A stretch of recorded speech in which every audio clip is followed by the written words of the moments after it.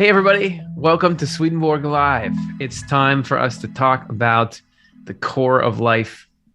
It's time to get spiritual. And I'm hanging out with a great crew to do that with. First of all of you out there, thank you for being a part of it. My name is Curtis Childs, and I'll be your host. And the panel is the best panel you could possibly imagine tonight because everybody's here. What's up, everyone? How are you doing? Hey, Curtis. Happy to be here. I'm really getting into the Christmas swing these days, and that's feeling fun. And nice to wrap up the year with the Off the Left Eye crowd. How about you, Chelsea? Yeah, hey everybody. I'm happy to be here too, and super fun to do this end of the year live show and get to spend some time together. It feels exciting. How about you, Jonathan? I'm under a contract obligation. No, I'm just kidding. I'm very happy to be here and enjoy being with you all, hearing your questions, and really looking forward to hearing what's on your minds and hearts, and hoping we can get some answers through prayer and the grace of God. All right. How about you, Cara?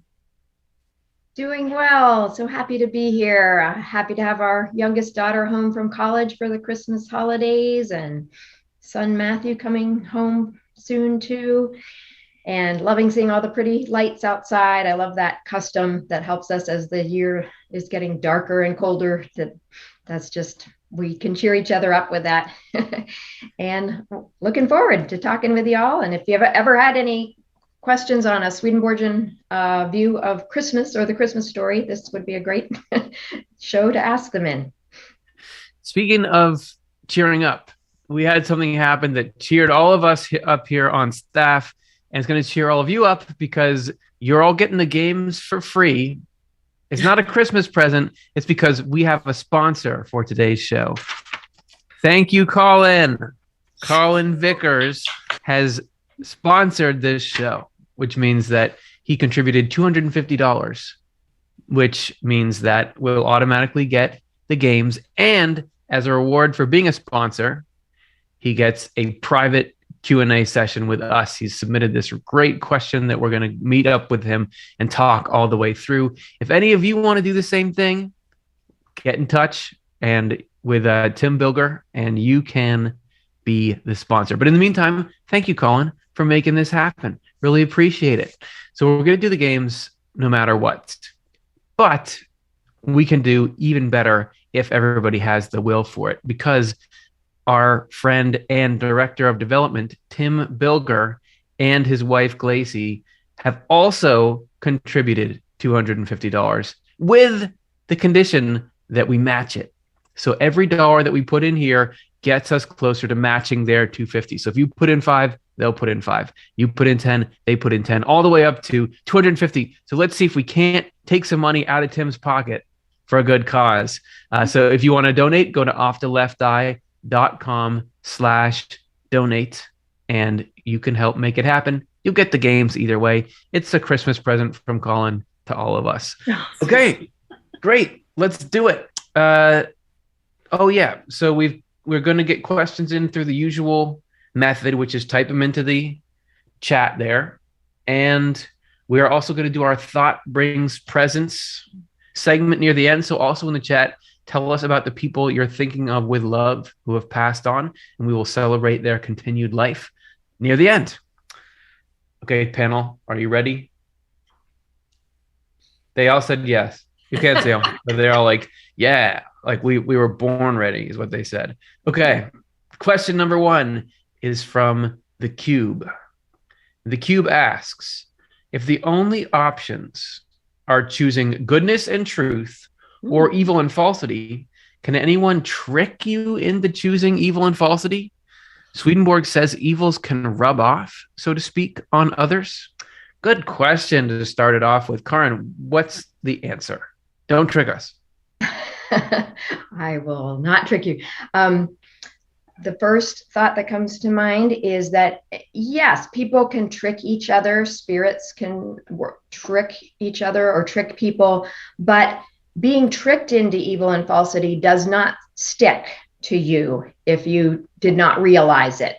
So you can be temporarily tricked for sure, but God makes sure that you are only responsible for what you truly understood your choice to be. And if you truly understood the difference between good and evil, and if you had been temporarily tricked, that's going to get remedied in the afterlife. Like, you will be helped to see how things really are, and to make your actual own choice with eyes wide open.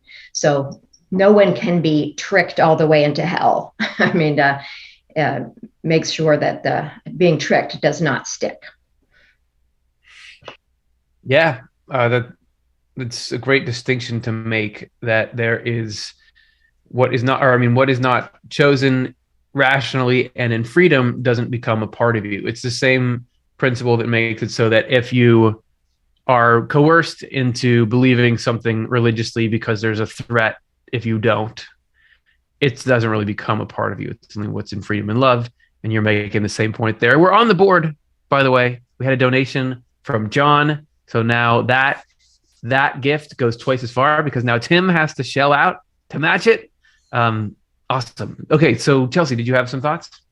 Yeah, just that what that gets at is how core our spiritual freedom is, and how that's really a part of our identity. So that's one of the things that God protects so much in us, as like the spiritual design is for us to always have a deep inner spiritual freedom, so that we can choose, so nobody can trick us. If our own intention was overridden by evils, that would be something God could see the difference between, and then in leaving this world in the afterlife, where the divine design, isn't having to also, be in the world of physical laws and whatever things of the world here. So then it becomes just entirely true that you are what you love, what you intend to do. So that's never going to be that's what you spend time figuring out, what the truth of that is. And one other piece about evils rubbing off is, it's just interesting to think about how Swedenborg says that evils are very actually kind of, how do I say this? Neutral. Like, they're not condemning to us unless we intend them, we all have evils rubbed off on us in our hereditary evils, as Swedenborg described that. Like, that's this sort of essential part of us to navigate in order to develop ourselves. And so it's only the things that we choose to do with intention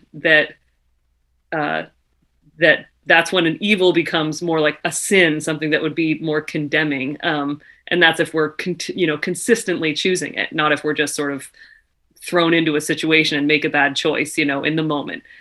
So those are some other thoughts. If I can pick right up on what Chelsea just said, I agree about that. There's been a culture around the idea of kind of instantaneous salvation, or the idea of deathbed repentance, as if you can very quickly make that choice, but actually it's something that we do over and over again.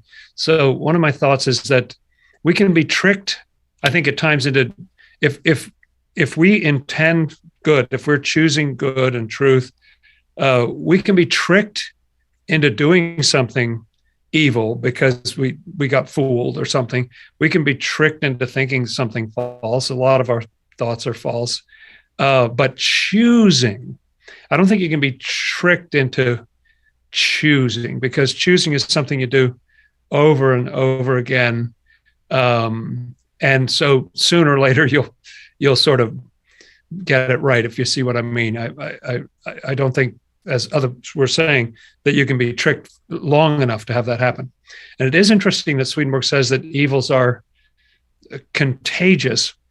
So if you're around people, I think Swedenborg says at some point, who can live among thieves and not be a thief? That kind of thing, that these things do rub off on us. But that's partly why Jesus washed the disciples' feet, was that, hey, you walk through this life, your feet get dirty and so on.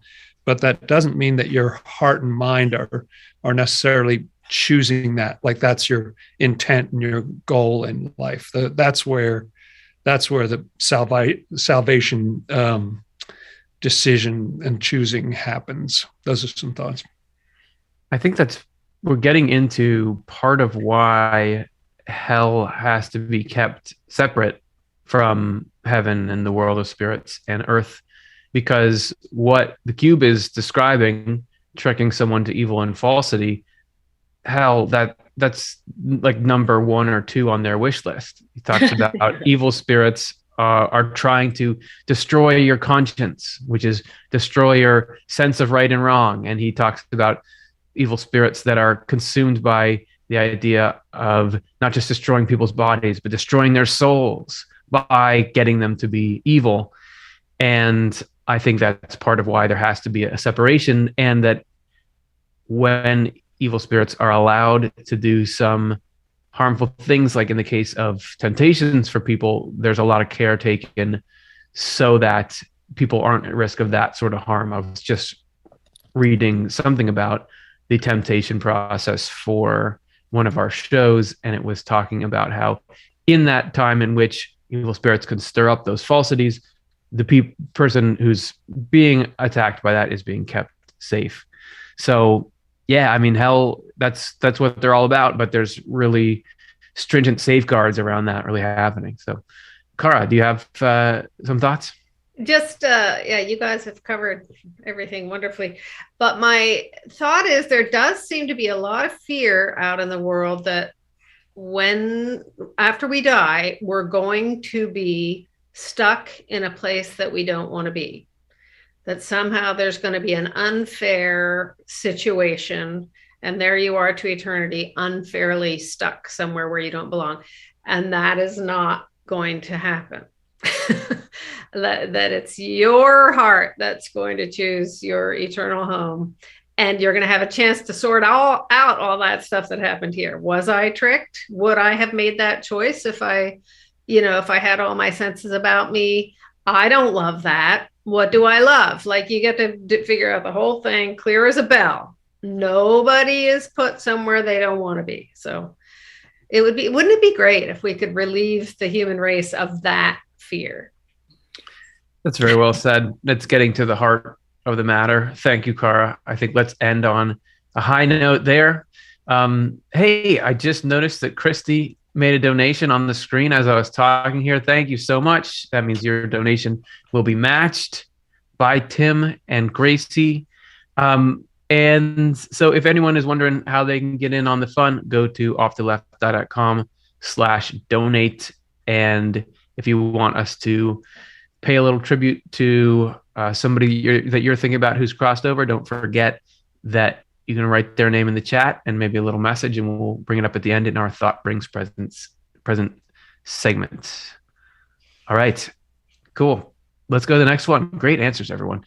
Deborah Mercer asks, is there really a new world waiting for us as human beings that we are all going to live on? What does Swedenborg say about a new world other than the spirit world? I think we've got to, if we're talking about new worlds, we've got to start with Dr. Jonathan Rose. What do you think about this question? It's a very interesting question. Swedenborg does talk about heaven on earth, sometimes in specific terms, sometimes in vaguer terms, but it's not just that the spirit world is great, but that this world, whatever he means, will get better. I don't think he's talking about a different planet, or I think he's talking about like a cultural or spiritual improvement to the planet that we've already got, which would be so different that I think it would feel like a different world. I mean, people will say colloquially that if you go to, a certain kind of a club, or you go to a country on the other side of the world, you just think, oh, that was just a different world, meaning there was a different environment. There were different feelings and passions and thoughts that were there in that. And I think that's the kind of change. And that's very exciting to me, the thought that this world is capable of transformation. Is not just that we have to put up with this for a few decades and then we'll be able to go to a great place. Part of the project is to, for us each as individuals, to try to make this world a little more heavenly, a little better of a world. And some of the things Swedenborg says about it are quite remarkable, but maybe we can talk about that another time. This world is so awesome. I mean, there's plenty of stuff that's not that great that happens there, but there's so much incredible structure and beauty and majesty here that I'm glad that we're not looking to go somewhere else. But also, if it suddenly was that there a giant spaceship appeared and everybody got on it and we went to a new world, it'd be the same, because we're all the same people. You know, you can change the external circumstances. You can move to a new house. Eventually it will feel like your old house because you're the same person, and we're all the same people. We would recreate the same dynamics there. So yeah, it's really, I can walk through the world and not be that inspired by it, or the next day I can be looking at every little living grasshopper and say, I can't believe this exists. This is so great. So it's really, as you're saying, Jonathan, about changing that internal state. Yeah, Chelsea, did you have some thoughts? That's really cool. I love what you're saying there. And I was just thinking in response to what Jonathan was saying about the new world being sort of like a cultural shift or something like that. One of the elements of that Swedenborg describes is that it's not like all of us becoming a monoculture. What he says is more of the dynamic between people will become centered on love, which means that it allows for there to be just abundant diversity like there is in the world already, different cultures, different religions, different everything, and yet being able to coexist in harmony, which I guess is an idea maybe where many more of us are feeling more familiar with, or like have a thought of like, yeah, that'd be nice. It's less about making everybody the same thing. It's more about learning how to live with each other in that peace and harmony. So it's just one of those elements that I think is true in heaven. And Swedenborg describes this whole idea of the new world or this new church being a way that happens on earth too.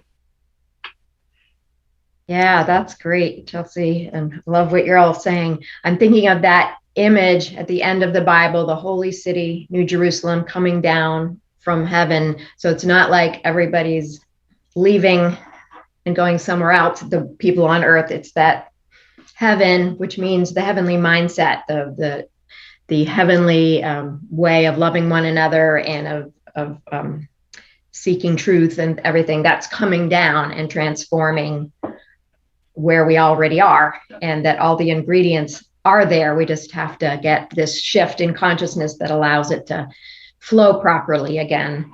And I think about nature, and we're thinking about a lot of pollution and climate change and things, but you can see when people make an effort here or there, nature is renewing itself. You know, like if the system is allowed to flow again, it right here becomes healed. We don't have to go anywhere else. And last thought I have is that I was recently watching a new interview with Howard Storm, and when he was going to go back to his body after his incredible NDE and conversation with Jesus and angels, he first said, I don't want to go back there. It's just horrible on earth. It's horrible. And everybody's awful to each other and everything. And Jesus said, something like there are a lot of problems, but there's also a lot of good. There's a lot of good going on. And if you can find the goodness in yourself to look out and notice that goodness, you'll see it. When we get sort of into a lower, darker state of mind and we're only see the darkness, we can see it if we're willing to look for it and also be a part of it, strive to be a part of it. So it is right here. It can be transforming, and that's what the new earth is going to be, a transformed world that we're already in. Love it. It's all there. Everything you need is there. You just gotta re-access it. I mean, nobody was bored or depressed by the world when they were 2. Everything was awesome. It's the same world, but you just had a different perspective on it. And regarding what Chelsea, you were saying about It's not about making everybody the same. And because it's the same thing, unless you're operating from love of the neighbor, which is love of everyone, and not loving people because they're similar to you, it's always going to be, there's the same amount of differentness. What I mean is, right now you can say, oh, there's all these different people all over the world and they're strange. Like Jonathan was saying, it's a different world. That's strange to me. But if you went on an island with people who are just like you, well, then the person who's the least like you of the people who are just like you, that's where you start over again and say, well, I don't like what they're doing there. And then it shrinks down to your own family. And you're like, well, my brother's bothering me. Unless it's love of the whole human race, then you're always going to have that dynamic. It will just shrink in. It's only when we feel that, like, oh yeah, well, I wouldn't want, there's no such thing as monoculture, because every single person is different from each other. And then that's by intent and by design. Then it's like, well, it's like when I think about nature and the species of animals, every new species they discover, I'm like, yes, that's so great. Because now the whole is greater. And that animal is, I just was watching before this show about, what was it even called? It was this jellyfish that was 3 meters across, and it was matte purple and had these long flowing, not opaque tentacles, deep sea species. So cool. And it's like now the world is bigger and better because that's in there. So, hey, we got to say thanks to Shelly and Stephanie. Thank you so much. We are getting up there. We're more than halfway to our goal. And so that we've really gone twice as far as it seems because of the generous matching gift that we got. I'll have to leftout.com/donate if you want to be a part of the party. This is time for question number 3 from MTP 358, who asks, in the spirit world, are the good separated from the evil before they go off to either heaven or hell? Chelsea, what happens? Sure. Well, I look forward to hearing what other people think too, but right off the bat, the world of spirits, as Swedenborg describes it, is actually a fairly mixed, like everybody just in the same space. And that's a lot of interesting dynamics seem to go on there, where people have their inner selves revealed to them or revealed to each other, but then it gets closed off and you're sort of living in a more superficial interaction. Like you can go sort of deep or shallow in terms of your interactions with people, so that you might be interacting with somebody and then you realize they're either more of a good spirit or evil spirit, but everybody's still figuring themselves out. So it's very just mixed. But then at the same time, Swedenborg can describe, or he does describe, that some places, I think it's in the world of spirits, where he says like a certain city, there's like a part of the city that is certain people who are in a certain stage of their journey, and then this other part of the city has other people in another stage of their journey. And so people kind of starting to do the spiritual world thing of being organized by really what they love or where their interests are. So there's centers in the world of spirits, which it seems like people gravitate to, but then at the same time, the principle of it, I think, is that you're in a process of having your insides match your outsides. And because you're still in that process, everybody's just in the same place together. But then as you're getting ready to go to wherever your spiritual home is, that's where you're getting to the point where your insides are matching your outsides fully. And then there's no shallow, superficial level to you anymore. It's just you. So that's where it moves from there.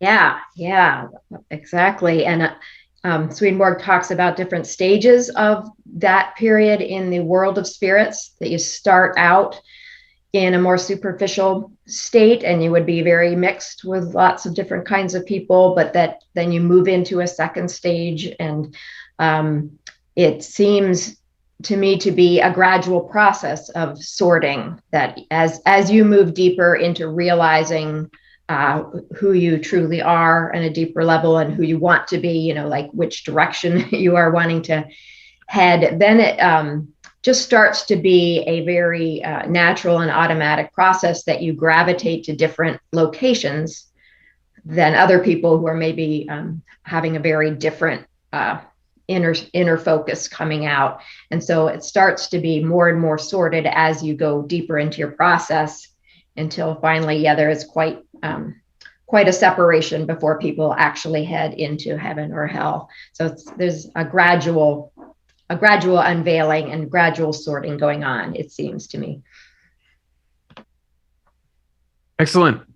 I mean, I feel pretty satisfied with those answers. Hopefully that's clear. MTP 358.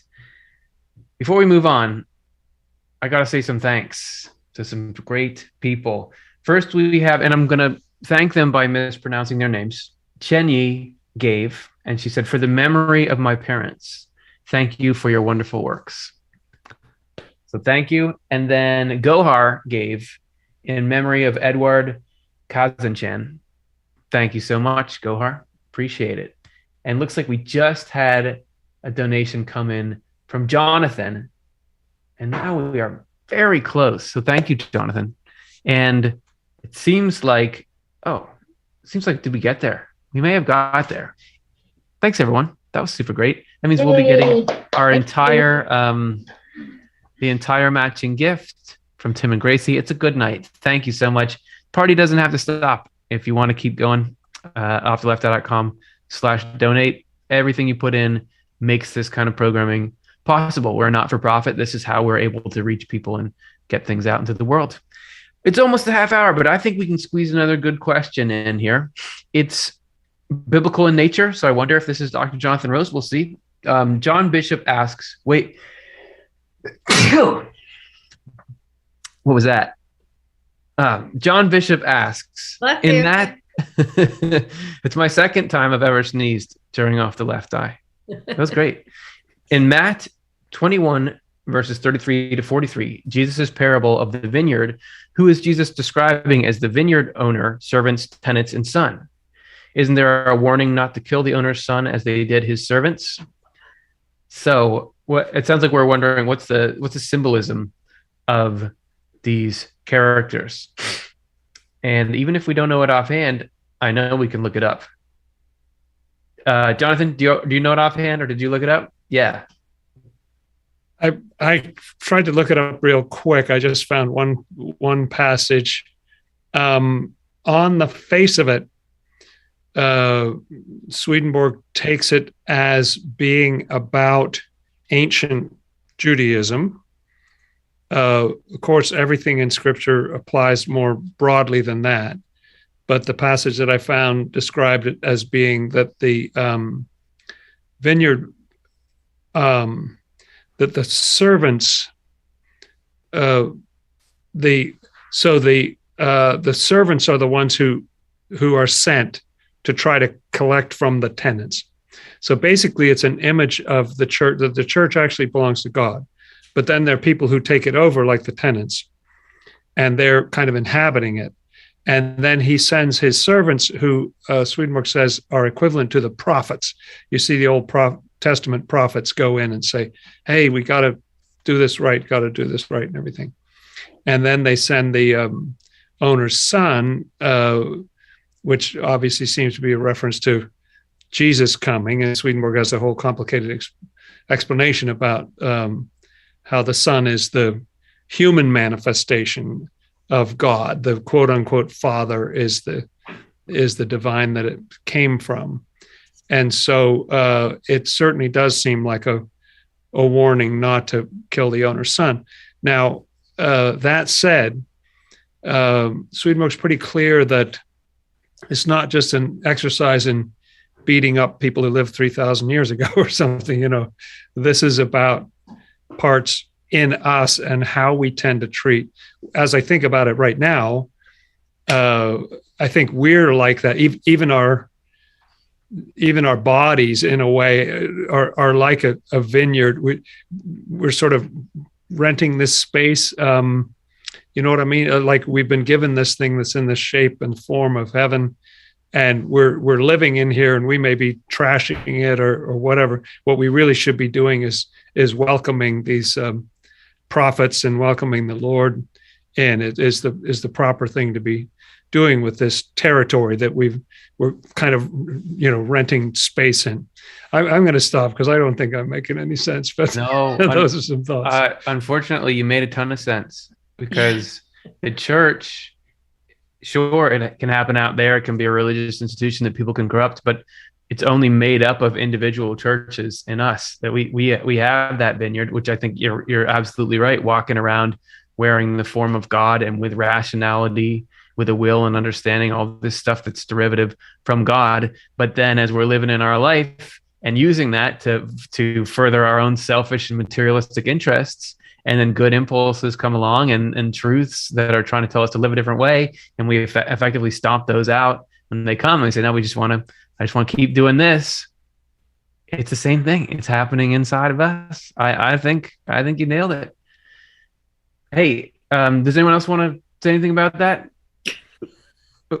Oh, I guess, okay. I mean, only just in response to what you just said, is like all the symbolism is right there in terms of a vineyard, like that's spiritual truths of your mind. You could just, it's just like, we've only broken the surface, so to speak. Like, you could spend a lot of time meditating and reflecting on, like, how does this, how do you have those pieces, and how does it reflect in our life? Yeah, Jonathan.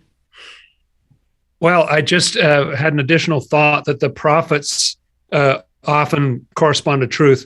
And so I think they're truths, as you were saying, Curtis, that come in and that are trying to steer us in well, how about this? Well, how about, being more compassionate, or how about, and how do we treat those truths when they come in? And then the sun coming in might be love itself, coming in. Right. And do we kill that, or do we welcome it? What do we do with that when that shows up? I love it in these words, but a vineyard being like even your mind, because it's the earth that you cultivate. That's our mind. And so interesting to think about that. Yeah. And infinite things probably contained in that scripture, and infinite ways that we could dig into it. But I love starting it off there. Things have gotten a little out of control here with the donations, in a good way. Thank you, everyone. We had Brian give a really generous gift in honor of Emanuel Swedenborg. So, yeah, hooray for Swedenborg, and thank you, Brian. And then we had Sean make a gift as well.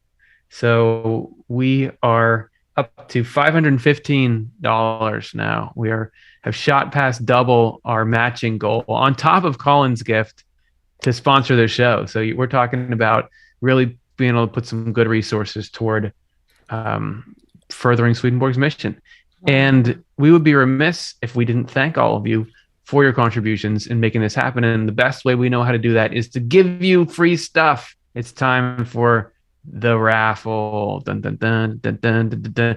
First, let's acknowledge our lovely donors that make this programming possible. Here's the list of people who have donated so far in the month of December to us in any sort of form. Boom. Is it going up on the screen? Yeah. So there you can read it. I'm just kidding. I know I don't see it there. Or is it? Oh, it's just frozen in that thing. It's probably up there. If you see yourself on that list, thank you so much. Appreciate it. You are the fuel that makes our engine go. And if you want to be on that list, all you got to do is go to offtheleft.com/donate. Now we have 3 raffles where we give back to people based on what category you're in. First, we have our all donor raffle. So if your name was on that list, then you're a candidate for this. So let's see who wins the all donor raffle this month. And I need to get it in the chat because I can't see it on the screen because we had Robin Godding. You win. Thank you, Robin, for donating. You get Heaven and Hell, either something you can read or something you can listen to. Thank you so much. Now we have our new donor raffle. That means if you gave for the first time ever in December, welcome. It's great to have you here. So glad you feel like we're doing something that you want to support. And the winner from that group is Jack Dwan. Thank you, Jack. Divine Love and Wisdom to listen to or to read is yours. Great books, both of those. And then finally, we have our recurring donor raffle. That's if you've taken the step to be an ongoing supporter of us and set up for a automatic monthly recurring donation. We have a special gratitude for you. And here is the winner from that group. It is Deborah Bomar. You get Divine Providence, the book or the audio book. Thank you, everybody who did that. And also, while we're just sitting here giving stuff away, we had a gift come in from Steven. So now we're up to 565. And I just looked up in time to miss. I think that was Barbara, whose name flashed up there, but we'll see it in a second here and we'll acknowledge it. Thank you, everyone, for finishing this year out with a bang for us. Let's give the people their money's worth and do some more question answering. Let's see what the next one is going to be. Wait, I don't have it in the chat yet. Let me pull it up and then we'll get to our next question. So it's up, John Bishop. The parable. Oh, no, never mind. We did see that one. Never mind. We did that. Oh, here we go. William Boyd, who asks, my mother and father caused lifelong trauma in their children. When we meet them in spirit, what will it be like to see them again? Will they apologize to us? So thanks, William, for being willing to share about that experience. And that's a subject I think that a lot of people have to deal with. So everyone who's willing to talk about it certainly helps us all to understand and try to cope. Jonathan, do you want to lead off the conversation? Yes, thank you for sharing that. And that is, it's just, you feel in your spirit, don't you, that that's not the way it's supposed to go. You know, that's not the way the parenting thing is supposed to go. And that's so hard to, early in your life, that's to get set off on the path that way. When the question came up before about the good and the evil being separated in the world of spirits, I was thinking about the fact that I think it's highly regulated.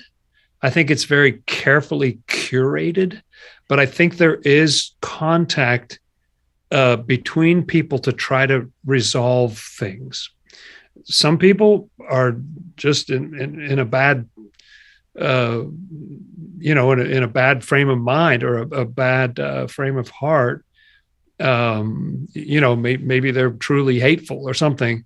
But I still think angels sort of facilitate an opportunity for you to be able to work things out, to see who they are. They get to see who you are. They get to see the effect they had on you, whether they feel bad about that or not. And it gets kind of resolved, but in a kind of safe environment from what I gather from what Swedenborg says.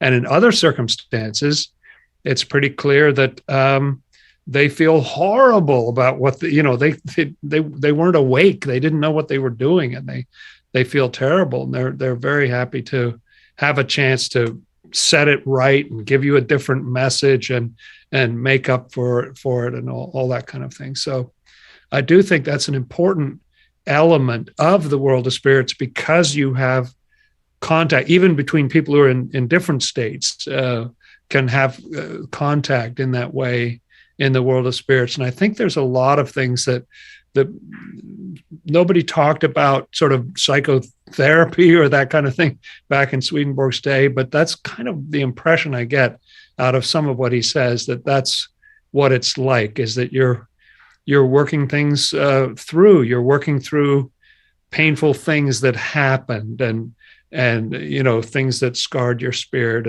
and having a chance to hold it in a different light. Yeah, thank you, Jonathan. That's great. It is a little bit frustrating how sparse Swedenborg's information is on that kind of psychological restorative stuff, but it does seem to imply that it's there. The most vivid example I can think of is the story we led our show 5 Reunions in the Afterlife with, which was, it was parents and a son who hadn't gotten along. I think in this case, it was that the son had been abrasive and negative in some way, but it was actually a situation where he was put into the state like a little child, and that softened the parents' hearts, and they were able to sort something out. And then that son met his brother who had died young, who the first son had been jealous of, but the brother said, listen, I'll give you everything that I have. And it was definitely this very curated and magical, in that you could swap around ages and do everything to get people to understand each other. So I would think there certainly is that you're talking about. Also, Swedenborg describes scenarios in which people who had committed crimes against other people, even up to murder, have to face and deal with seeing the person that they've harmed again, under those sort of conditions. So thanks, Jonathan. Karin, did you have some further thoughts? Yeah, William, so sorry you went through that. That's just really, really tragic. And the guarantee is that you will have healing, full healing in the afterlife. As Curtis and Jonathan were saying, there are going to be amazing methods in the afterlife for really sorting through what went on, being able to see everything that led to why your parents would act that way, like their past and their heredity, looking more into your own life and other ways that you were sustained and supported. But even worst case scenario, if your parents didn't have it in them to apologize, I think that you will feel so clearly how God is your true mother and father, and you are so beloved and so valued that will fall away, like that will be healed, because you will be so bathed in feeling loved, and that wound will be healed. So hopefully, they would realize and want to apologize. But either way, you're going to be bathed in love and healed of that trauma. Thank you. That's good to remember, that's the aim of the Lord, is to care for everyone in the best way possible. So really uplifting thought there. Thanks, everyone. That was great. And thank you, Barbara. We had a contribution from Barbara who said, thank you for the conversations. Well, thank you. We couldn't have them without all of you powering it and being here and spurring the thoughts. So let's do another one. This is from Matthew Bush, who asks, Swedenborg says that languages contain the spiritual sense or inner sense, especially the Oriental language. Do you know what he means by that? Referencing Secrets of Heaven 10.217. Chelsea, what's it going to be? I know that I looked it up, and I think it's phenomenal and fun to have you cite an actual passage and have us go on a journey of looking it up to see what it says. I think Oriental can also be translated as Eastern. And so just looking at it myself briefly, I really wonder what he means by that. I know, I wonder almost if he says things about the Hebrew language that I'm guessing maybe Jonathan or somebody else might comment on, but I wonder if he really even means like there's sort of a habit of using language in a symbolic way in certain Eastern languages or in some Eastern ones.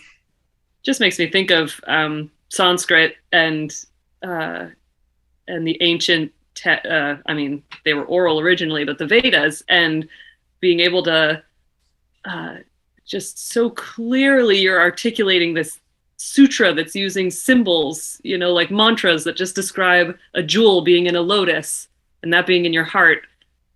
And like, you're meant to say that, and it contains all this spiritual truth. And you're just taught that that's what you do. You say this mantra and all you're saying is jewel lotus heart, jewel lotus heart. It's like, how is that?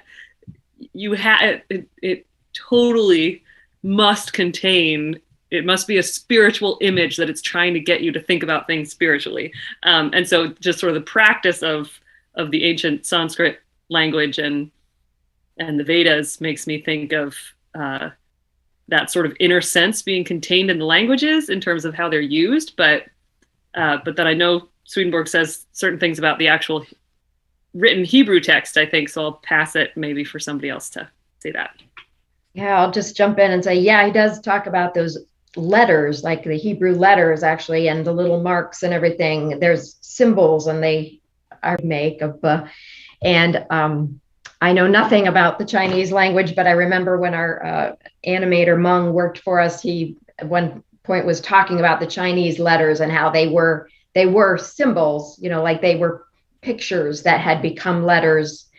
So I think there is a lot of that in the ancient languages, that they kind of started out as pictures that then got sounds associated with them, but the pictures had like a full meaning too.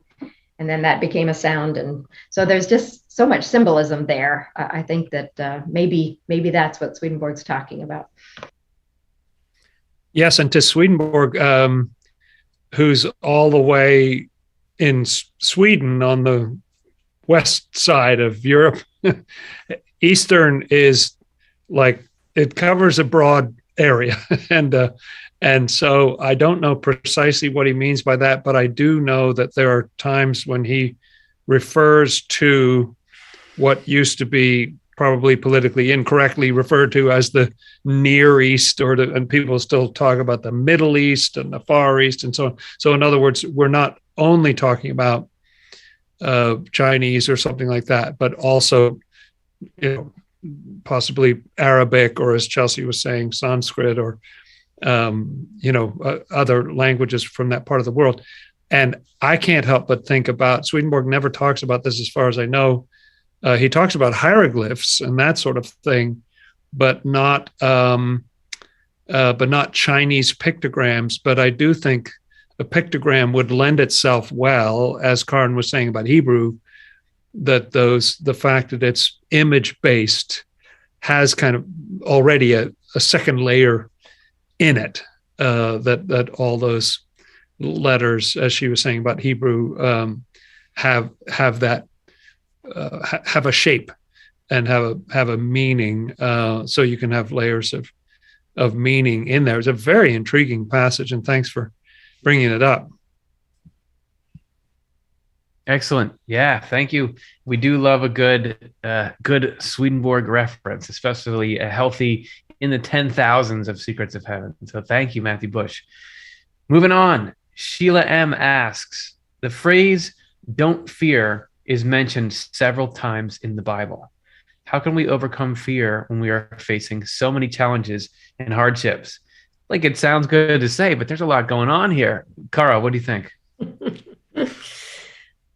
That is such a deep question. I think one place to start is to see if you consider believing in the fact that God is love, a totally loving God who created all of us for heaven and is helping us in every way that he can to get us there. And that everything is leading to good eventually in God's eyes. And that our spiritual development often depends on struggles in our spirit, that's what grows our faith, is when we have to go through a really big crisis in our mind about, what am I doing here, God? Where are you? So that's just it doesn't help much, but that's what I work on every day, is trying to trust that is true.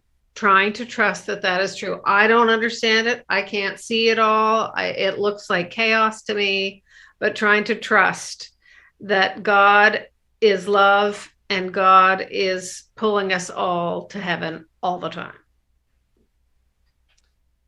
As someone who's wrestled with anxiety a lot in my life, I actually think I counted at some point that there are 42 occurrences of the "do not fear" or "don't be afraid" in Scripture, and a lot of other things about anxiety and so on. And what's coming to me now is that it's interesting that this often comes up when angels appear or when God appears in some form. And I'm interested that even the prophets, who were supposedly pretty spiritual, they're already kind of on board. They just inevitably react with fear. I believe that's how Peter, James, and John reacted during the Transfiguration, to the point where they practically passed out. Daniel, Isaiah, the whole litany of them going through John on the Isle of Patmos, this fear reaction. And then the angel says, don't be afraid. So I don't think we're expected to not be afraid like the first time or something, I think they know that we're afraid. I'm wondering right now whether part of it is that it's God who can really give us that lack of fear. And if we experience that, what we experience first is fear. If we get to that point of not being afraid, because often in those scriptural stories, it's accompanied with a hand touching you, lifting you up, comforting words, that sort of thing. If you experience that, it comes from somewhere other than yourself. And that's a beautiful thing, that peace and that lack of fear, that love comes from outside of ourselves, but we can receive it. Swedenborg even says that it's natural that we, when the Lord approaches, kind of our outer self kind of collapses, and that's part of a process. So I think if I ever experience a lack of anxiety, I know I'm in good shape. Thank you, friends. Oh, that's great.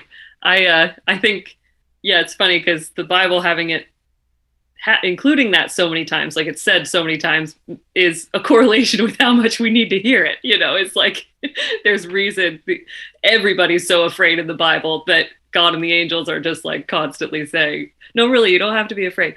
So what was coming to my mind was that thought of like, it cues me into like that a perspective shift is possible. Like if I'm in fear, then it's even just the possibility that there's a different perspective that isn't believing the fear, like that there's the option to come, that there's some hope, that there's a way to center yourself in a different level of your mind or heart, as Swedenborg describes it, that is a little more in tune with that presence of love that's always with us. And then the Bible, that reminder, helps us, oh yeah, look for that. What does that look like? What does it feel like? And similarly, the other thought was the prompt for reflection. Like, because it is coming up so much, then if I am noticing myself in fear, then it's like, oh, okay, something about this isn't true. And I mean that on a spiritual level. Like you need to investigate fear. Like it's a useful emotion that we have for keeping us safe. So obviously not putting it away for, ignoring it or trying to resist it, but paying attention to it and knowing, so on a spiritual level, that kind of fear is like, okay, wait, there's potentially another way to hold this. So sort of that possibility is what it speaks to me. Oh, that's great. I know a big thing for me is noticing that so much of fear is not about something that is happening, but that might happen. And I think that staying present can, like really making an effort when you go into fears of like, oh, what if this happens? Or what if they think that? Or what if this boy, if you can just come back to what's actually happening, not what might happen, that takes care of a lot of fear. And I just remember a profound thing where my oldest daughter died many years ago. And I remember before that being a young adult and having all sorts of fears about what if somebody dies or whatever. And then somebody did. And I remember after that saying, I want to just save my energy for when something actually does happen. I'm just thinking of all the energy I spent worrying about what might happen. Don't know if I'm making that clear, but it was just a big shift for me. Like, I'm going to wait till something is actually happening, and then I'm going to, call upon the Lord's strength to deal with that, instead of zipping off into all sorts of things that might happen and that might never happen. So that's one thing. Staying present is a huge one, and trusting that if something does happen that's hard, God is going to get you through that. And another huge thing for me is we're in this together, that when hard things happen or scary things happen, we are meant to call upon each other. Like, we're meant to help each other and know that, live that we're not alone. We don't have to go through anything alone. God is always with us, and God is the strength that gets us through hard things. But also we need to remember, like, call upon each other when something scary is happening or is actually going to happen. Call upon support, or give it when, something's going on. And the more we can pull together to face hard challenges, that's a really bonding thing. When humans help each other to face challenges, it's hugely bonding and hugely uniting. So it's a really good thing that God can bring out of hard times. So just for me, it's trusting that God is going to be there if a scary thing does happen. Don't get into what ifs, but just know that if something does hit, we're in this together. God is with us, and we're going to get through it, and we're going to gain something through that experience. So that helps me. And I have to add one more quick thing. Something Chelsea said reminded me, because I love words, that fear can be looked at as an acronym, FEAR, false evidence appearing real. And I just love little word games like that help me, like, snap out of it. And so if you can name something that's false, like, oh, I don't believe the Lord's taking care of me, and try to, walk away from that falsity. Anyway, false evidence appearing real. Think about it.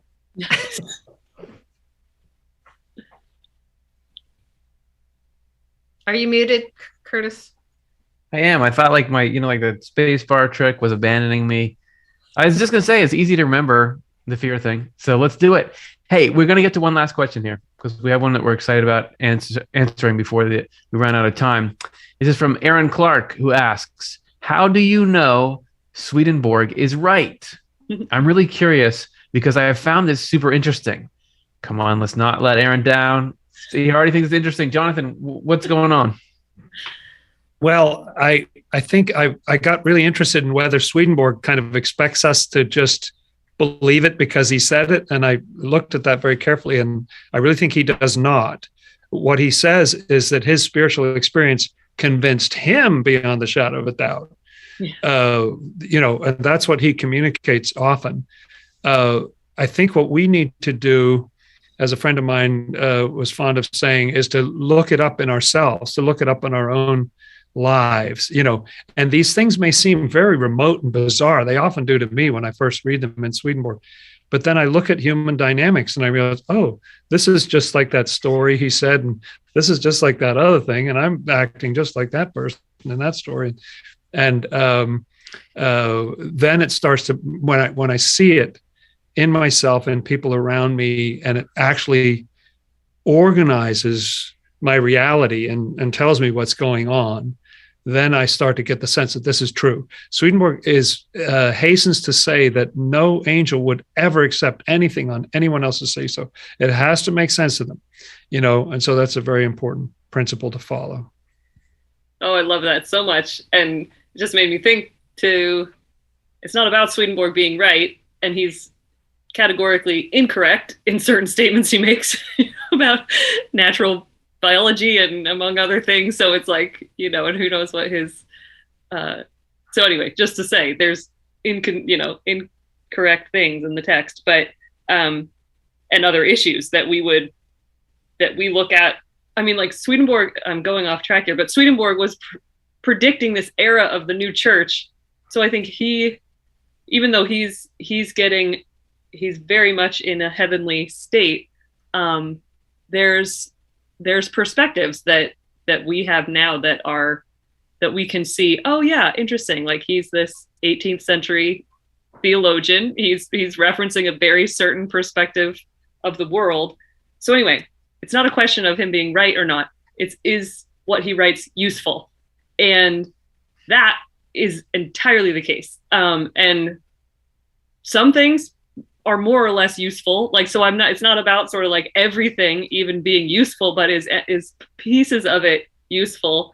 And that has totally borne out in my life through what Jonathan is describing, where it's like, try it on for size. It's giving you this perspective on life that I've found incredibly helpful for understanding the way my mind works, going through spiritual growth, understanding like just this groundedness that just hasn't ceased being useful. I've been around it for lots of years.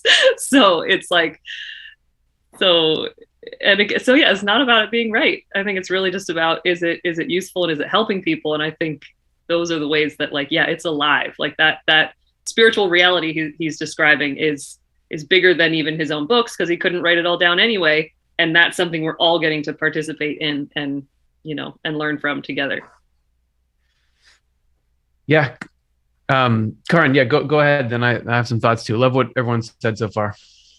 Yeah, I really agree. And for me, just the big picture system that Swedenborg describes is just incredible for me in bridging all sorts of gaps between different areas of life, science and religion, and psychological life and physical life. And it's just the past and the present and the future.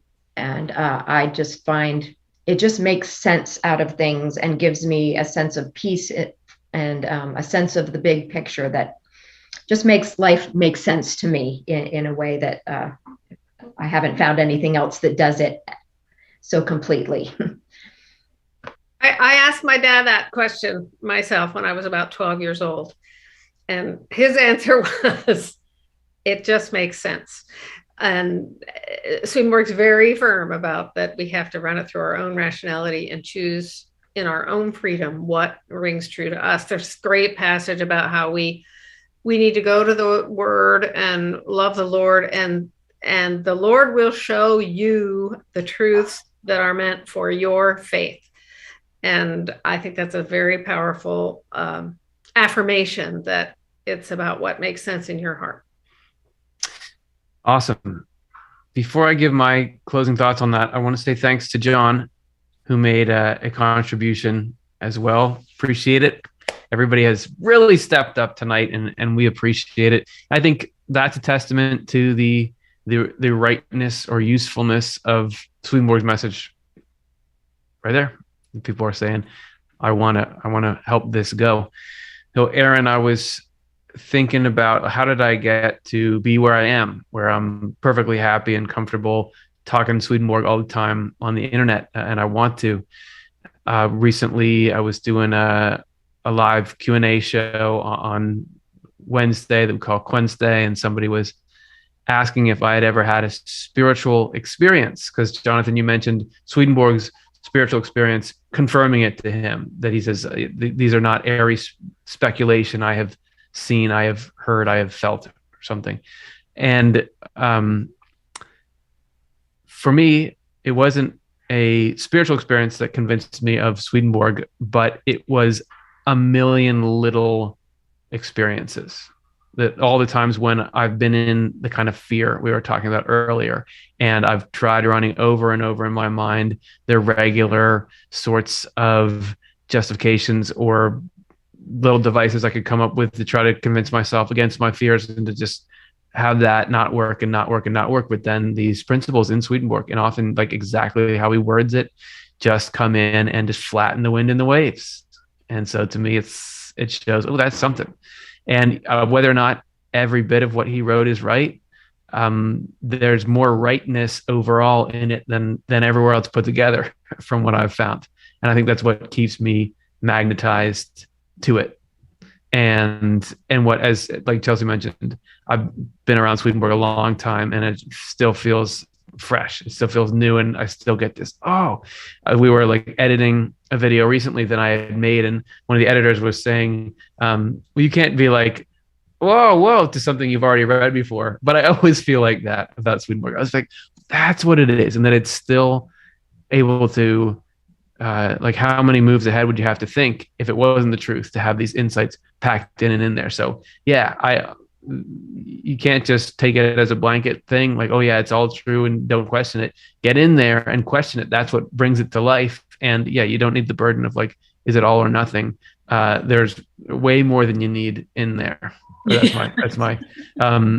Way more than you need. I think that's a good way to TMI, Swedenborg, TMI. Yeah, way more than you need. Hey, everybody, speaking of TMI, we went too long here. Come on, let's get to our games. First, let's do, though, Thought Brings Presents.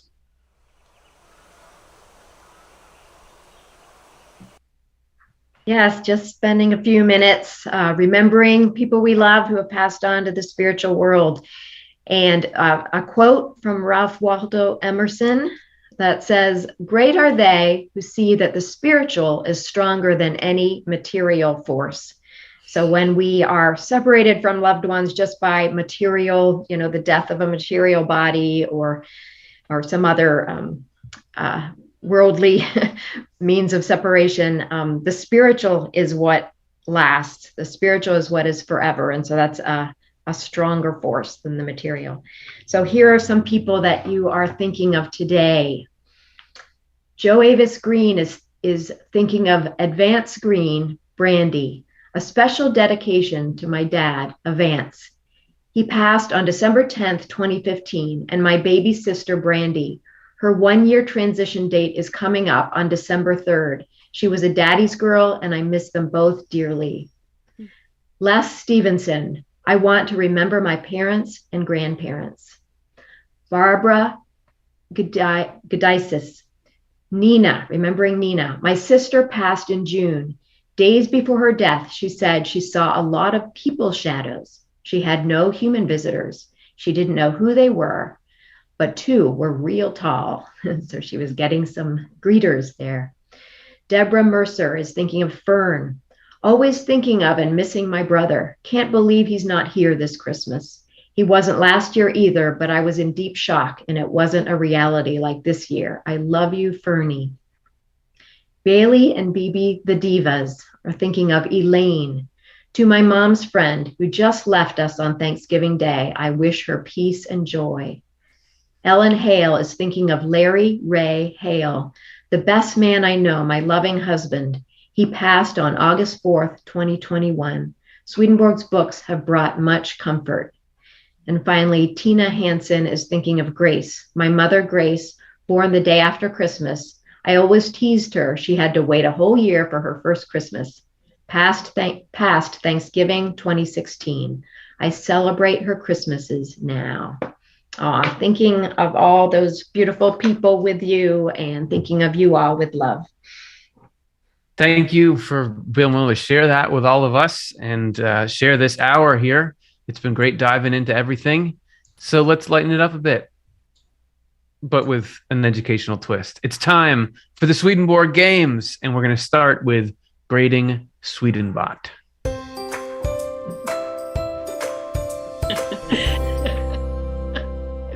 So there's our Swedenbot, and dutifully working away as Swedenbot always does to try to grasp Swedenborg's theology and then spit it out in a in a way that we can comprehend.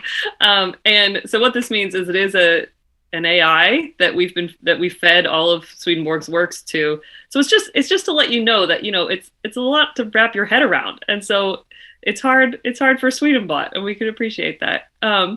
So we grade Swedenbot's a few of Swedenbot's passages that he's written, and let's take them each in turn. What's the first one?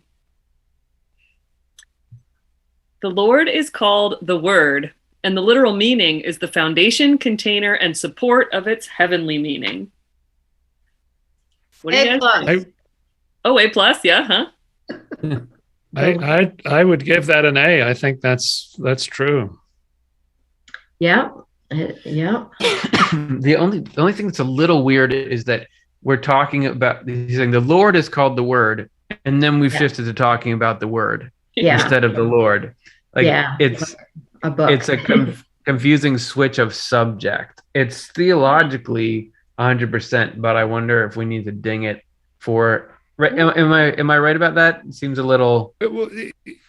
Yes, it does, and it's also a little weird to say the Lord is called the Word. I mean, Swedenborg would say that the Word is inmostly contains the Lord, or something like that. So that's a little odd. But I was just so blown away at that second phrase, which he took right out of some passage in sacred scripture. That you would think, I wonder if because it's like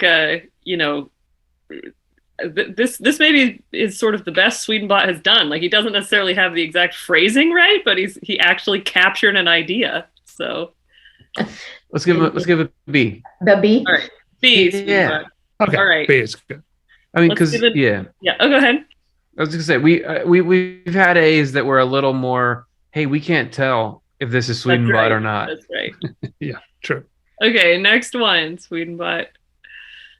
Okay.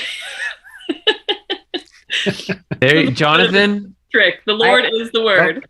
I think that one is the A, isn't That's it? A. Yeah, I think that's our A right there. Word made flesh. And it also is funny because I had to include it of my choices this week because Swedenbot says this so much.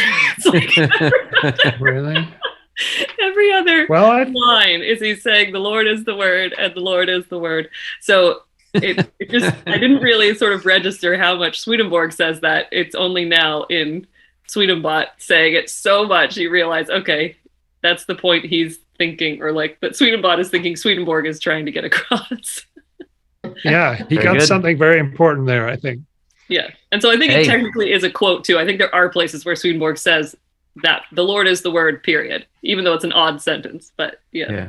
Yes, right. It's good enough. Right. Good enough for me. I think it's an A. Yeah, that's an A. All right, and the next one.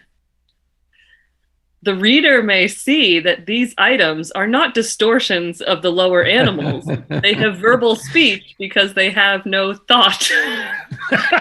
Okay. Jimmy, stop distorting the lower animals.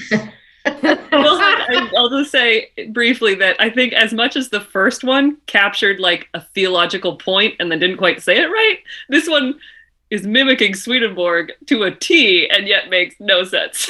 Yeah, it's just no sense whatsoever. No sense at all. It might need to be an verbal speech because they have no thought. Okay, it's an F because it's not even accurate. Animals don't have verbal speech, and having no thought doesn't make you have verbal speech. So it's, if someone wanted to argue that at least it doesn't make an evil point, but I think you got to F this. Yeah. That's right. And saying that they have verbal speech because they have no thought. I mean, Swedenborg's very big on the idea that all of your speech comes from your thought. Stop the thought and you have no speech. So he would not, it's humorous to say it, but it's not at all, psychologically accurate. Yes. I love the reader may see. Yeah. and the lower animals are not distorted at all. They're in the order of their lives. These items, so like Swedenborg's works, are not distortions of the lower animals. Swedenborg's weird, but that's too weird. Okay. Yep. All right. Well, there you go, Swedenbot. Get back to work. Very funny. Great job, Swedenbot. Next, let's move on to a cutthroat game of Guess That Swedenborg Phrase. Woohoo!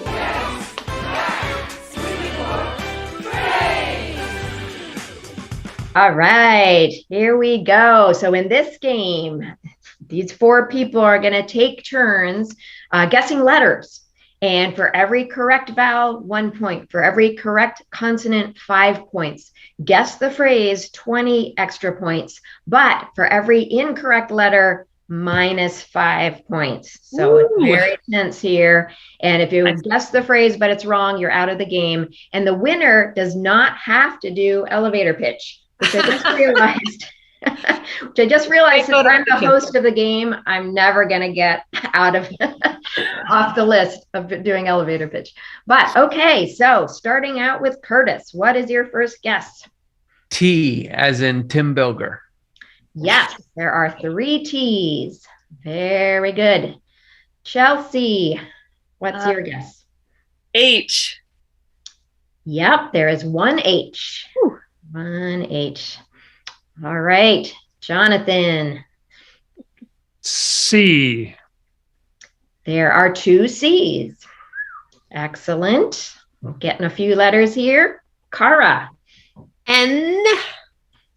Yeah, there are 4 N's. Whoa. Ooh. Still hard to guess, though. Let's go back to Curtis. R. Oh. R. There's 1 R. What? I want to do it over again. All right. Small, but correct. All right, Chelsea. Oh no. A. There are 6 A's. So that's a good vowel to guess. That fills in some stuff. All right, Jonathan. Y. Yes, there are 2 Y's. Mm. Starting to see maybe some possible words here. Cara. S. Yes, 3 S's. 3 S's. Still a lot of spaces there, though. Curtis. Okay, I'm going to go F. Oh, no F's. Oh, Wait, minus 5. No, I didn't. So painful. It was worth a try, though. Chelsea. Shoot. Did I already say M? Nobody said M, right? M. No, they didn't. And there are 2 M's. Woo! Well, that's good. Oh. All right. Yeah. Jonathan. P. Letter P. 2 P's. Oh. All right. Oh, great. Any guesses, Jonathan? Not quite yet. All right, Cara. W. Yes, there is 1 W. A whole angelic community appears as a single entity. She got it. Man, that Now, one let's really. see. Cara, and she won in points. So you are off the elevator pitch list. Nice. My goal in life. That one really went from I have no idea what this alien thing is to I get it in like 2 letters. Yeah. It was very mysterious up until something around the end of Jonathan's. It was like, Yeah, okay. the P's really made Yeah. it for me. Although I was going to say unity instead of entity. All right, everyone. Cara, notwithstanding, the rest of us go to meet our doom in the elevator pitch. Right. Woo. Okay, so we all know this game. You step onto an elevator, you've got a little bit of time to talk about what's important and why. Let's see who's going to talk about what. Spin the wheel of disaster. Jonathan is going to be, that's weird it didn't go to Chelsea. Jonathan is going to be talking about conscience. So we've stepped onto an elevator and we say, hey, aren't you the guy from that show? You have 1 minute to tell us what is conscience and why does it matter? Are you ready? 3, 2, 1, ding. A lot of people think of conscience as something sort of annoying, or they think it's something that makes you feel bad, and that's its function in your life. Swedenborg says that conscience is extremely important. It comes from a Latin root meaning to thoroughly know something. That shunts in there, the science part, means about knowing it very thoroughly. And it's a way for God to be present with us. It's a step down from perception, but it's still a way that God can be present with us, kind of steering us away from the wrong things and toward good things. If you got a conscience, you're in good shape. If you don't, it's going to be a little bit bumpy not having that. So it's very important to keep your conscience in good shape, because that's a way that God can speak to us. Nice. Woo! Nice. Makes you look at Jiminy Cricket in a whole new light. Thank you, Jonathan, for that thrilling summary of a very important topic. And thank you, everyone. We're well past our time, so I'm just going to say one last thank you to Sheila, who made a contribution since I last announced. So thank you, Sheila, for your support. We had 13 total donors. We have a grand total that we got $650 from people contributing here. There was Tim's match of $250, and then Colin's sponsorship. Altogether, we raised $1,150 tonight, which is an awesome way for us to end the year, and we will put right into making Swedenborg's message available to everybody who could possibly want to find it. So thanks, everybody, for your great questions and insights, and to the panel. That was a treat for me to get to hear your wisdom. Thanks for coming on. Fun to be here. Really challenging. These are some deep and real questions. So thanks, everybody. Yep, definitely. I'm so grateful to have gotten to be here, and I feel fed by what everybody's shared and sharing in this community, like Karin was saying, being connected. So nice. I agree with all the above. It really had me sweating at certain points in there. There were some really challenging questions. And of course, the elevator pitch is always a near-death experience, and that's what we're all about. Thank you, everybody, for your support and your presence, and wishing you all blessed holidays as this year ends and we begin a new one. So thank you, and love to you all. Bye, everyone. Thanks again to our sponsor. Colin will be in for your private session soon. If you want to be a sponsor of the show, anyone else, email tbilger@swedenborg.com. And if you're watching this after the fact, you can still donate and contribute, and you can still ask questions. Just type them in the comment section, and our team will be happy to engage with you there, because as you can probably tell, we love talking about this. Have a great night, everyone. Thanks.